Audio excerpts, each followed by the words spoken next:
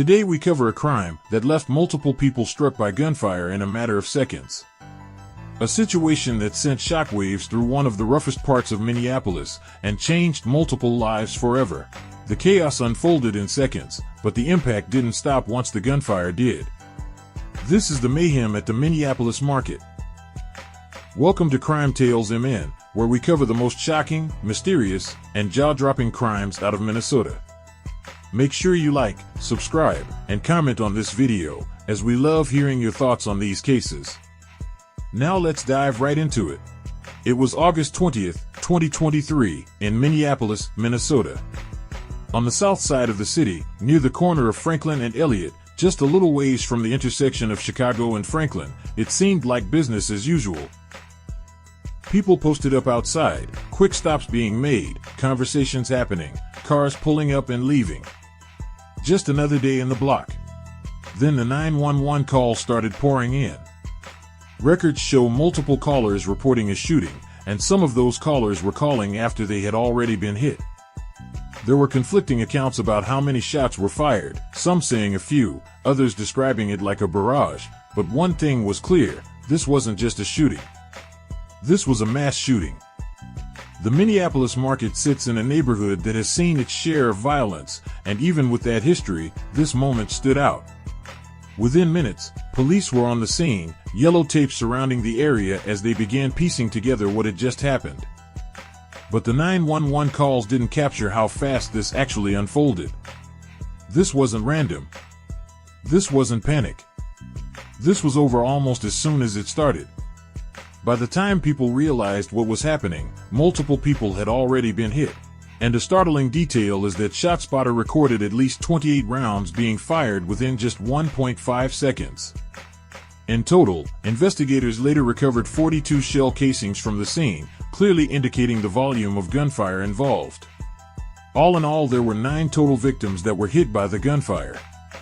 Included in those victims were a grandmother who was there with her 8-year-old grandchild, multiple teenagers, and other individuals. Miraculously, all 9 victims survived their injuries. As it would turn out, documents and video evidence would later show a dice game was going on right in front of the store when the shooting started. In this footage, you can see people scatter on the block, trying to take cover as shots ripped through the area.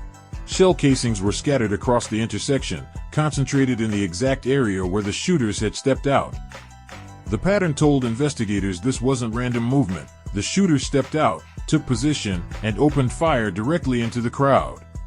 One armed with a fully automatic rifle, the other with a handgun, and both firing at nearly the same time. But for investigators, this is where it really began.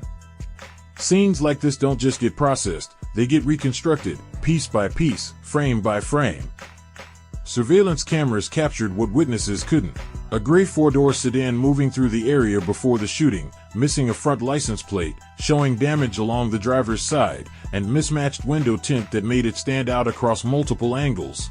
That vehicle became a lead, and that lead became direction. Investigators tied the car to someone connected to Jaden Butcher. Days later, they located the same vehicle parked outside a residence tied to him. When law enforcement attempted to stop it, the driver fled, adding another layer to the case. At the same time, investigators were building the case another way, through phone data and digital evidence. Records showed movement before the shooting, including communication between individuals and a location being sent shortly before everything unfolded. That same phone then moved toward Franklin and Elliott, placing it in the area when the shooting occurred. That's when another name entered the picture: Demario Dempsey. According to reports, investigators uncovered communication between him and Butcher, along with photos and connections placing them together before the shooting. They also recovered videos from Dempsey's phone, including footage of him driving through the area after the shooting, referring to it as a ghost town while moving through the same stretch of the city tied to the incident and saying disrespectful things about the gang BSG. By this time, investigators had put together that both Jaden Butcher and Demario Dempsey were connected to gangs within the Lowe's territory in North Minneapolis. They also found out there were shootings between the groups leading up to the date of the mass shooting. As investigators continued speaking with people who were at the scene, another detail started to take shape. One individual, who identified himself as being associated with the Tens gang, said he was standing with the group during the dice game when the shooting started. He described someone next to him who he believed to be associated with the BSG gang, and according to his account, that individual had ties to a prior homicide. That same person was among those shot during this incident. Investigators began looking at a homicide that had taken place weeks before this shooting, one they believed could be connected. Information gathered during the case pointed to that earlier killing as a possible motive, suggesting this may have been retaliation tied to an ongoing conflict. And once all of that came together, the vehicle, the surveillance, the phone data, the witness statements, and the possible motive, the case moved out of the streets and into the courtroom. Jaden Butcher was formally charged on February 28, 2024, with 9 counts of attempted first-degree murder, premeditated, along with 1 count of fleeing a peace officer in a motor vehicle. Almost a year later, on January 24, 2025, Demario Dempsey was formally charged in connection to that same shooting, with 9 counts of attempted first-degree murder, premeditated. As the case moved into the early stages of court, one of the first major issues wasn't guilt or innocence, it was how the case itself would be handled. Prosecutors pushed to have both defendants tried together. From the state's perspective, this wasn't 2 separate situations. They argued this was one coordinated act, carried out by 2 individuals working together, backed by the same evidence, the vehicle, the phone data, the surveillance, and the connections between both Butcher and Dempsey, but the defense pushed back. Attorneys argued that the cases shouldn't be joined, pointing to differences in the evidence against each defendant.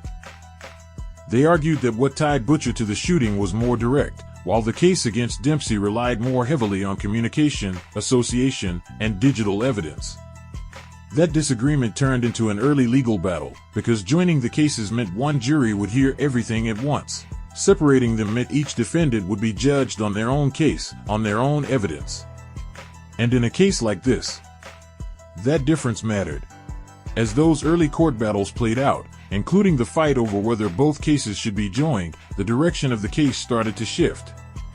Because instead of moving toward a full trial, there was a turn. Both defendants ended up taking plea deals. For Jaden Trejuan Butcher, that moment came first. On April 29, 2025, he filed a petition to enter a guilty plea. At that point, he was facing 9 counts of attempted first-degree murder, premeditated, 1 for each person who had been shot during the incident. By the time that plea was accepted, those original charges were no longer what the case would end on. Butcher pled to 3 counts of attempted second-degree murder, with intent, and the remaining counts, including the rest of the attempted murder charges, were dismissed as part of the agreement. Then on July 9, 2025, Jaden Trejuan Butcher was sentenced to 18.4 years in prison on 3 counts of second-degree attempted murder, with the sentences running concurrently and 499 days of credit already served. Then on May 20, 2025, Demario Dempsey entered his plea. He was originally charged with 9 counts of attempted first-degree murder, but pleaded guilty to 3 counts of attempted second-degree murder, with the remaining charges dismissed as part of the agreement. Then on July 2, 2025, Demario Dempsey was sentenced to just over 15 years in prison, with 470 days of credit for time already served. As of the release of this episode, both are housed at MCF St. Cloud, Minnesota's primary prison intake facility. After sentencing, Jaden Trejuan Butcher did attempt to challenge the outcome of the case. On October 7, 2025, he filed an appeal to the Minnesota Court of Appeals, specifically challenging the sentence that had been imposed following his conviction. But that appeal didn't go very far, because months later, the case took another turn. Court records show that Butcher filed a notice of voluntary dismissal, choosing to withdraw his own appeal before it could move forward. On March 4, 2026, the Court of Appeals formally dismissed the case, ending the appeal process entirely. We'll keep you updated on any future court proceedings as they become available. Stories like this show how one decision can cost you your freedom. If you haven't already, make sure you subscribe, like, comment, and share. And don't hesitate to tell us what other stories you want to see covered on the channel.